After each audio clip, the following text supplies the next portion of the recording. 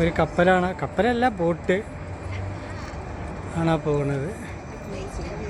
ഇതിൽ കൂടി സവാരി ഉണ്ട്, സവാരി ചെയ്യണതാണത്. നമ്മളെന്താ കുറഞ്ഞ പൈസ കൊടുത്തുകാണ്ട് അതിൽ നമുക്ക് യാത്ര ചെയ്യാം. എത്രയാണ് അതിനെന്നുള്ളത് എനിക്കറിയില്ല.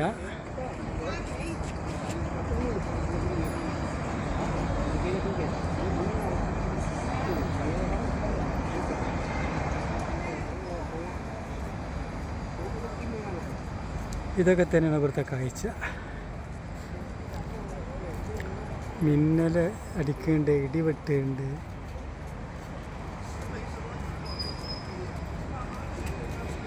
എടുത്തിട്ടും പൂതി ഇടണ്ടില്ല ചേട്ടാ.